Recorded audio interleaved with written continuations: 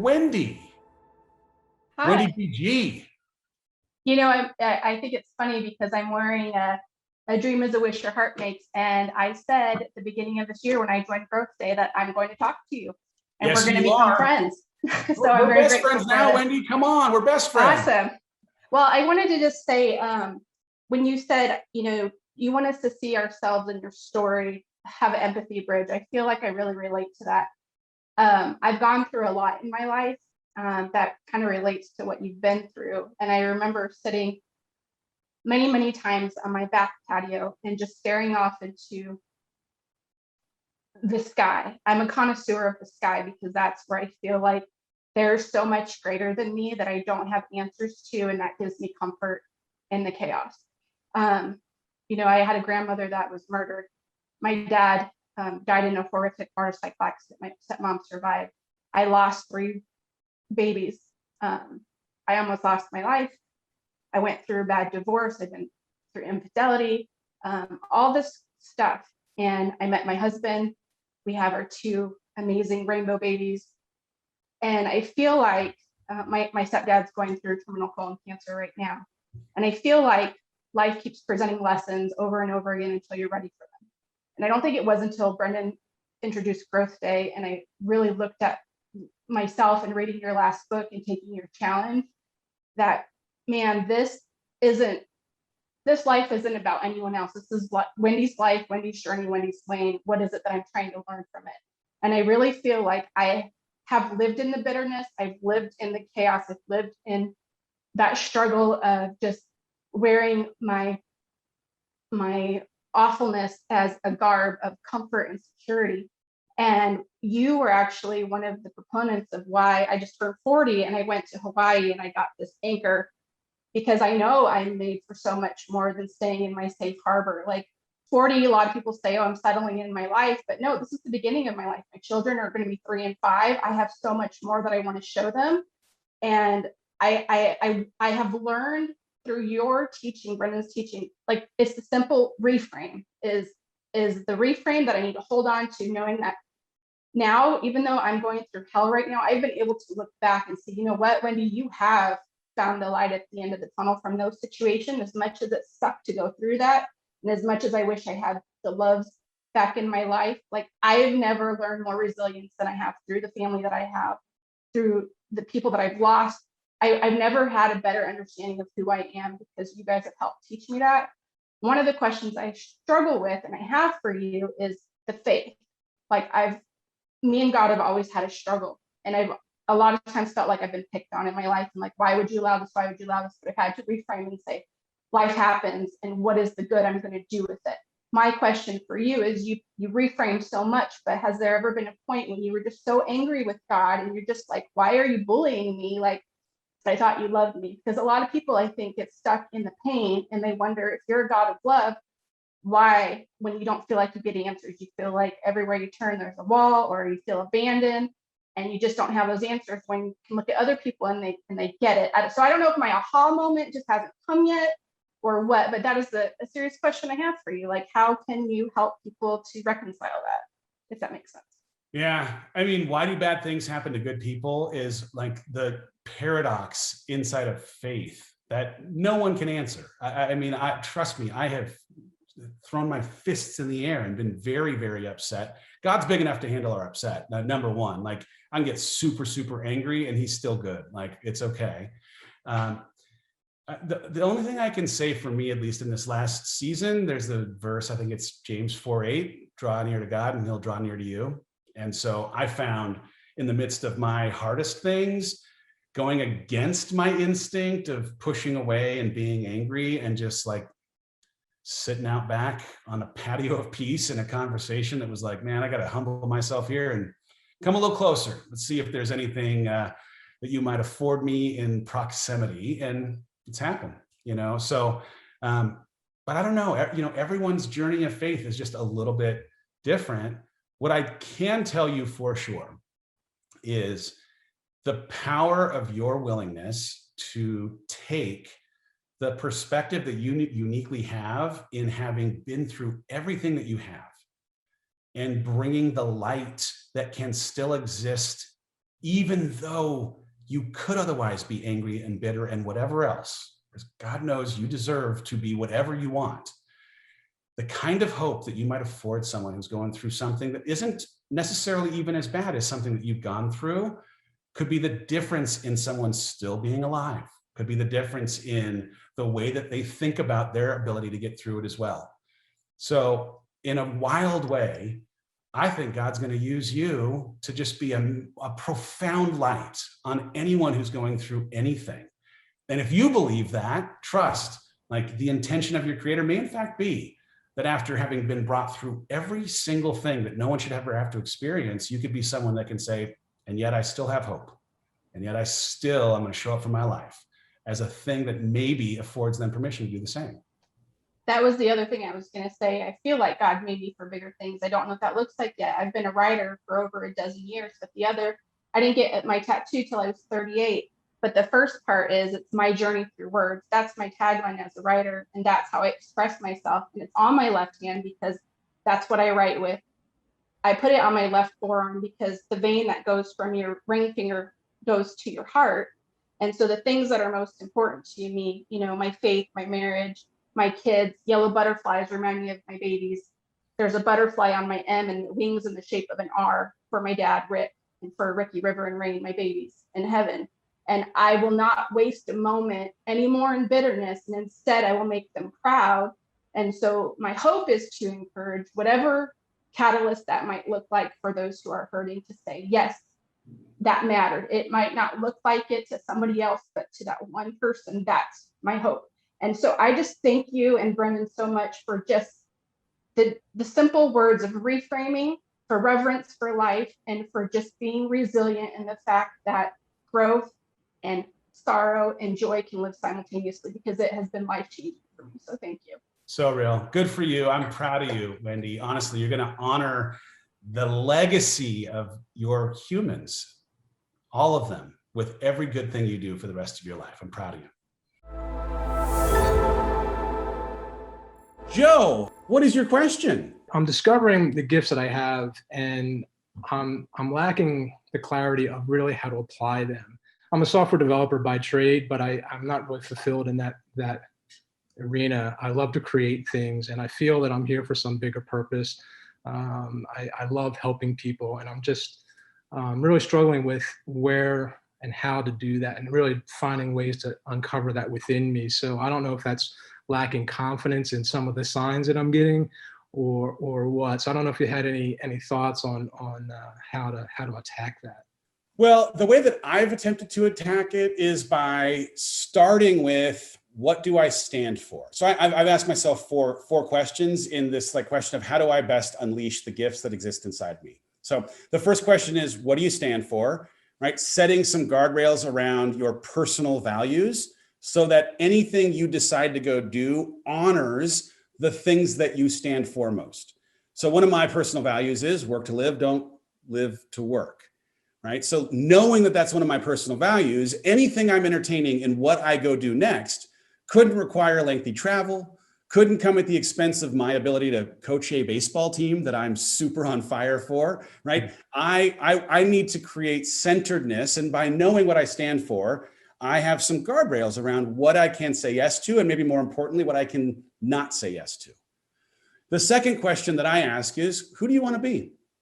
Right? Who do I want to be? Because the question of my why was formed out of trying to find the converging, overlapping circles between what I have personal passion for, what I have great competency for, what might afford me to bring light into the world, have impact, and where I can make money. Right? So as I think about the convergence of these four things, what do I love? What am I great at? What could afford people some kind of impact, and how can I make some money to support my family? That why ends up asking this question of, well, then, okay, against those gates, who do you want to be? And so in some ways, it ends up being somewhat of a personal brand, something of like the reputation that I'd like to be known for or as, so that as I try to narrow in on, right, I know what I want to be. I also know what I don't want to be. It again is a second set now of guardrails that says you can do these things, but can't do that. for me, there's 4 big pillars of the work that I want to try and do inside of this crazy space that I'm operating in. And that is, I'm a parent, I'm into personal development, I've had experience in business and leadership, and I'm really into fitness and health right now. And so as I think about the things I will say yes to, I just turned in a kid's book around this idea that I had with me trying to teach personal development ideas to my 3-year-old daughter, right? The idea of planting seeds in young humans that might make a resource that I create for adults in nonfiction or a platform like this an unnecessary thing because they already believe that they can be anything, that lights my heart on fire. So now I know, okay, anything I say yes to has to align with my values. What do you stand for? And then secondarily, who do you want to be? The third thing then, really dives into this question that I think you're starting with, which is how can you use your gifts? Yeah. And so for me, since I've already eliminated so many different fields that I could consider, or so many different environments that might violate what I stand for, it's now narrowed the field on things I can actually think about. So now, okay, what are the industries or business sectors that actually tap into my personal passions? What are the things that might lead me to getting one step closer to who I'd hope to be because of what I know that experience would afford me in the evolution of who I'm trying to become? And so for me, in some ways, it started with casting this vision of who I'd hope to be 5 or 10 years from now, and backing into it by asking, well, how could I use my gifts today that would get me one step closer to actualizing this vision of who I'd hope to be? And the last question that I have to ask is, well, then what's the immediate plan, right? This is where you end up setting some very, very specific goals, right? If you want to be a writer and you've identified that is the calling of your life, you have personal passion, you're good at it, it would afford light to people, and you could actually make some money from it, then identifying where you are on the journey to become a writer is the thing you'd have to do. All right, do you need to actually write the dang book? Do you need to find a class that would teach you how to write the dang book? Do you need to sit with other people who've written books to understand the process of creating a framework around how to write a book? Do you need an agent? Do you need to have a relationship with a publisher? Whatever it might be. But as I've been able to then dig into, okay, what's the most immediate next best thing that I can do in creating an opportunity that uses my gifts, that's aligned with who I want to be, and is connected to what I stand for? Now I can make a list of those short-term things that would create small wins that get me one step closer. And this is a very iterative process. So, what makes sense for you today may not make any sense 3 or 5 months from now. That's why you got to keep doing it over and over. But at least you'll have a sense on what's the next right thing to do. What's the next best thing to do? And the thing that was always overwhelming for me, I try to figure all of it out. Like, how do I figure out the next 10 years? No. You need to figure out the next 3 months, then figure out the 3 months after that, and just keep making the next best decision that gets you a step closer to where you want to go. Understanding that, by the way, you may start pulling on a thread that 3 months in reveals this is not connected to my passion. I don't actually have enough curiosity about this to follow it all the way to the end, right? Like, curiosity as a starter is such an important thing, because just playing in a whole bunch of spaces where you have curiosity, it's going to show you which thing might actually lead to passion, which can unlock purpose, which can unlock fulfillment and meaning, right? But if you start with what are you actually curious about, that'll get you down the road of how can you use your gifts further and faster than almost any other exercise. That's awesome, man. I appreciate that. Yeah, because that's exactly right. Because I'm in that space of I want to figure out all of it right now, and I want it to be exactly right, and then I'm not doing anything, and I'm absorbing all of this, personal development kind of stuff and growing, but I'm not acting, and I'm trying to figure it all out now. Yeah, I will say one of the things that's been helpful too is just stating the vision of who you'd hope to be in statements that use present tense as though they've already happened, right? You don't know how they're going to happen, but by doing a present tense statement of what will happen, unconsciously, your brain starts making connectors in the world to figure out how to reconcile the truth that you've stated with what would also have to be true in the world. And so, in some ways, it just takes a little bit of faith that the higher power, the universe, energy, connections, people are going to present themselves. But when you believe that it's going to happen, you'll see it. You'll see the people. Oh, geez, I didn't even know this was the person I needed to meet to make the connection that would get me one step closer to this thing I'd like to do or a person I'd like to be. Right. Awesome. Appreciate it, man. Thank you. Tina, let's get to a question. Thank you so much, Dave. I really appreciate it. My question was, in a situation where you've always been listening to others and doing what they are, basically people pleasing for 35 years of my life now, how do you figure out what your core values are? You know that you stand for something, but you don't know what those, how do you put that into words? Yeah, like the things that I would say more than anything are where I would start with your like, for me, I started with what is the intention of my creator? I really believe that I have been placed on this planet with very specific design, that I've been given a certain set of skills, that I have a certain number of talents and gifts.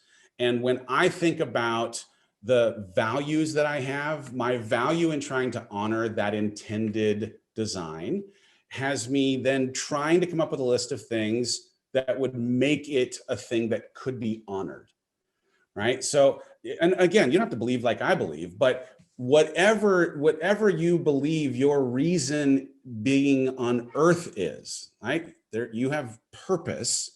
You have a very, like, you have only had your life experience. You are the only person on this planet who has exactly the set of skills that you have. So what values might you create to allow those things to have maximum impact? What values might you need to have to allow those things to tap into your personal passions? What values might you need to have to allow those things to be fully allowed an opportunity for mastery, right? Like where you might develop some of the skills that you know you have that you want to just dive even deeper on.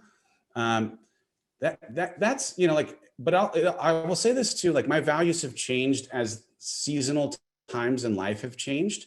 And so you spoke of having a child who's sleeping, God bless, right? So your values in this season likely also are looking through the lens of you as a parent. If you're in a relationship, it might also include that, right? So I would just make a list of, if you can almost reverse engineer some of the stuff that we did. I'd make a list of your essentials and see if maybe there's something that comes out of your essentials that now is informing a little bit of your values. Because like, what do you believe is essential in your life? Like providing and caring for your child, I'm going to guess is one of them. Preserving their sleep certainly feels like one. But I would truly, though, I would go back and just ask this question. You're on this planet for a reason. What is that reason? Why are you here? Right? Like you want to matter in some way, and you do. But how do you, in mattering, allow the values that you have to actualize your purpose? And I would just like start there. And maybe it's that you have to like pull some strings inside of curiosities that you have just to see like what you have passion for. I hope that helps. Really does. Number one, I would say this. You have values. So like first thing you have to know is like, I know they're there. I just have to do a little bit of work to try and dive into how I can take what I know exists and bring it to the light. Knowing that it's there, you're going to just now be scanning the horizon for the evidence that's going to lead you to actually being able to zero in on it, and you'll get it. And how do you get away from that fear of actually believing in your values and staying, because I come from a background where family controls everything. Yeah. So any fear that you have around that is about storytelling that has been put on you, programming that has been put on you by other people. So what I do is I ask, who is the storyteller? Do they have credibility? And do they have credibility on this topic in my life? And here's the thing, like if they're family, they may in fact have some credibility, right? But are they credible as people who should tell you how you ought to live your life because of their beliefs? A lot of times I've been able to free myself from the things that were programmed inside of me by realizing that while they may be well-intended, They may in fact be storytelling their fear wrapped in love, that their opinion or perspective doesn't have any kind of application in my life because of the context. They're thinking about their life in their context, not my life in mine. So I can respect that. Thank you very much for your concern, and I can be free from it. Thank you very much for your concern. Thank you so much. This can be your day for personal growth. This can be that day you committed to and you remember and you go, that was the day I got myself a community. I got better coaches. I committed to making my life the absolute best that I could. This is that day. Make today your growth day. Click the button on this page and sign up right now.